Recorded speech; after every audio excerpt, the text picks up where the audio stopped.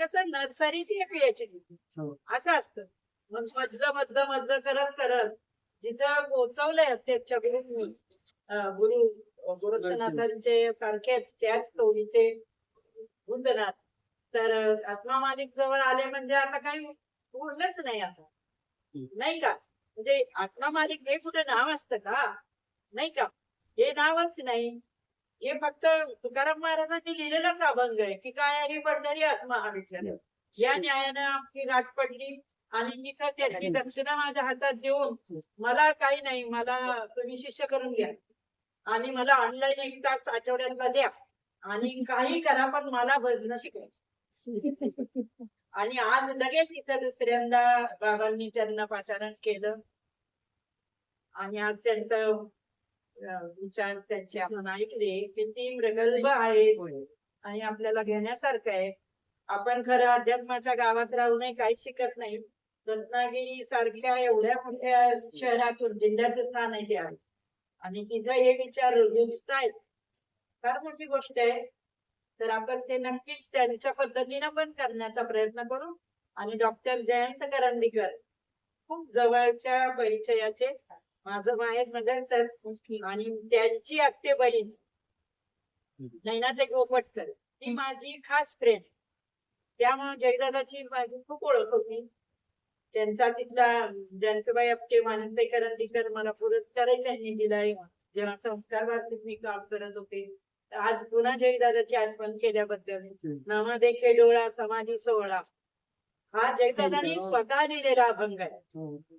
समाधी संजीवन सोहळा जेव्हा 700 वर्ष माऊलींना झाली तर त्यांची पूर्ण फॅमिली म्हणजे पत्नी पण डॉक्टर, मुलगा डॉक्टर, सून डॉक्टर, मुलगी पण डॉक्टर.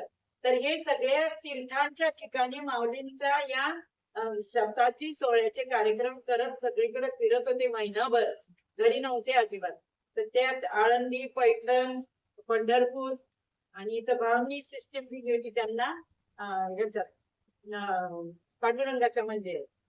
त्यामुळे ते तर अभंग खूप लक्षात राहिलेत आमच्या आणि आज त्यांच्या स्मृतीला खूप अभिवादन जयदादांच्या. ते नाही चाललो होतो आणि भाऊ म्हणले की आपण नारायणपूरून जाऊ, इथं नवीन एकमुखी दत्ताचं मंदिर आहे.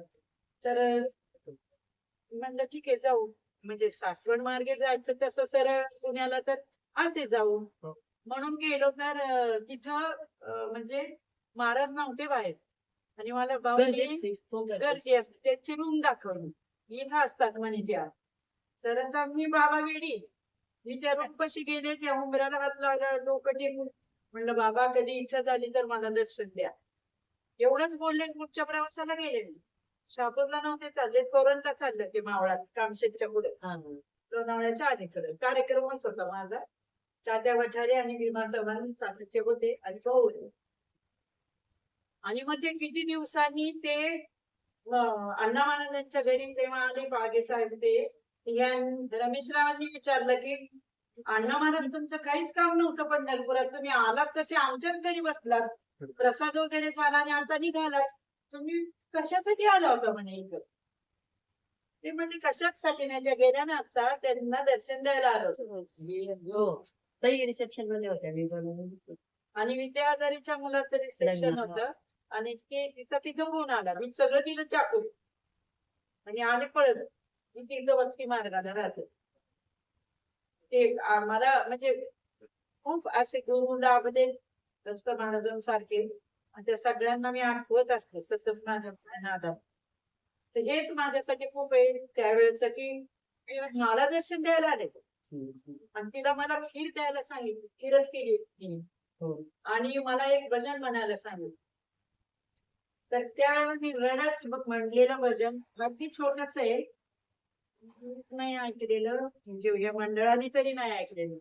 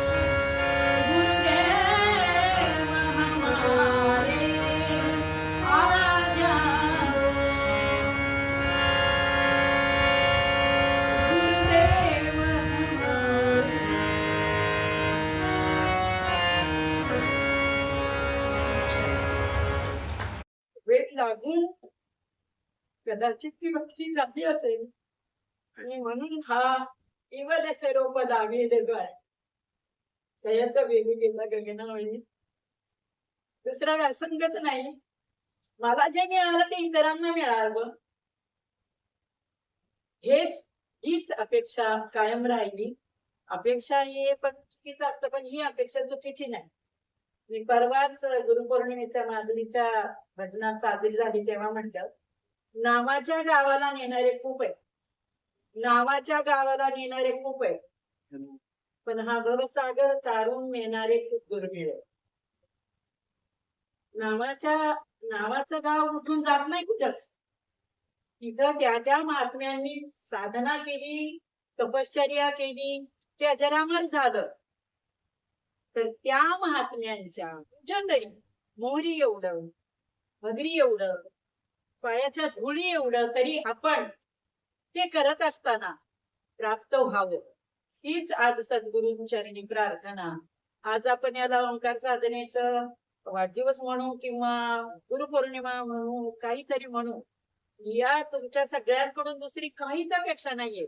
कारण आपण भवसागरातच पडलेलो आहोत. फार आनंद वाटत असेल प्रपंच करताना, पण एक वेळ अशी येईल की काहीच नको, ती वेळच येऊ देऊ नये म्हणून रोज थेंबे थेंबे थेंबे थेंबे करत राहावं, करीत जावं. आणि जे वेडे वाकुडे म्हणीन परी तुझा वेडे वाकुडे गाईन परी तुझाच म्हणवीन, हे जे तुकाराम महाराजांचं प्रमाण आहे. मी म्हणते तुझाच म्हणवीन नाही, तुझ्या गळ्यातच पडीन पांडुरंगावा, असं थोडसच म्हणावं. पण असं म्हणावं की आपल्या इथं सहस्राराला ते भेटलं पाहिजे.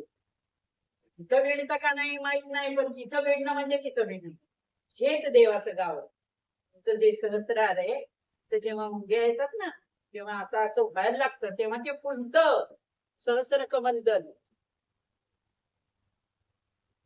तुम्ही कृष्ण कमळ बघा, मोठी मोठी कमळाची फुलं जर कधी तेवीच दिसली तर कधी कुठं दिसतात आपल्याला, पण कृष्ण कमळ तर दिसतं ना, आज आढळतं इथं. तर तशा प्रकारचं इथं ती स्पंदनं जाणवतात तुम्हाला.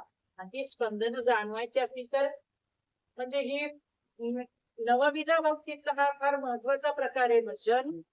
आणि हे भजन तुम्हाला इथं नेतं बरं, पण तुमची तेवढी तयारी पाहिजे. तर मग ते होतं आपुला तो एक देव तुम्ही घ्यावा, तेने विन जीवा सुखंद. या न्यायानं जर जायचं असेल तर खरंच मनापासून भजन करा, करताच आहात तुम्ही. आपल्याकडे कुठे स्पर्धाच नाही भजन, आपण भजनासाठीच भजन करतो म्हणतो.